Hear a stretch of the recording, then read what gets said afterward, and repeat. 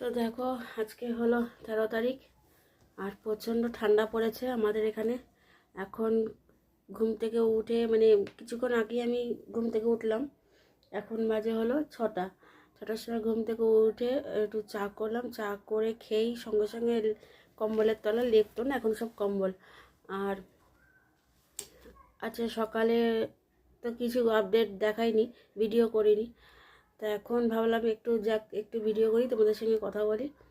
তা তোমরা কে কেমন আছো? আমি খুব ভালো আছি, সুস্থ আছি, কিন্তু ঠান্ডায় জমে যাচ্ছে।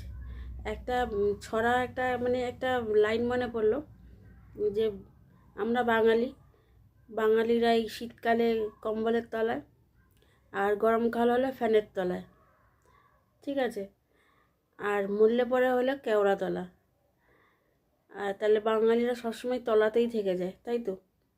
যদি ভুল হয় তাহলে বলো কমেন্ট করে। শীতকালে কম্বলের তলা, গরমকালে ফ্যানের তলা, বর্ষাকালে ছাতার তলায়, আর শেষমেশ মরলে পরে কেওড়া তলা। তা চলো, আজকে সকালে রান্না করেছি হলো তোমার ছোট ছোট আলু দিয়ে ডিমের কারি, আর পমফ্রেট মাছ বেগুন দিয়ে ঝোল,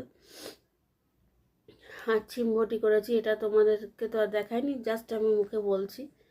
আর এখন ছেলে গেছে পড়তে আর দাদা গেছে কাজে। তা একা একাই চা করলাম, আমার শাশুড়ি মাকে দিলাম চা। রাতে আজকে রুটি হবে, ডিম কষা আছে। তা রাতে রুটি আনতে বলেছি দাদাকে, রুটি খাবো। আর শীতকালে দেখবে রাতে ভাত খেতে ইচ্ছা করে না, ঠান্ডা আরও বেশি লাগে রাতে ভাত খেলে।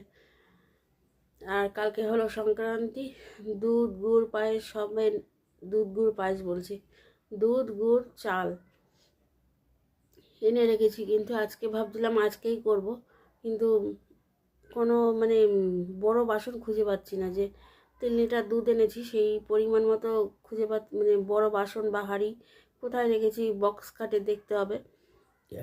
তা কালকে নামিয়ে কালকে করব। কালকে তো একটু কিছু করতেই হবে, সংক্রান্তি। তা আমাদের সাজের পিঠে সাজ পোড়াতে হয়, তা সাজ আনবো কালকে, সাজের পিঠে করব, দুধ দিয়ে ওটা ভেজাবো। আর ইচ্ছা আছে পাটিসাপটা দুধ পুলি করব। তোমরা কে কীরকম পিঠা খাচ্ছ আমাকে প্লিজ কমেন্ট করে জানিও। চলো, টাটা, বাই বাই।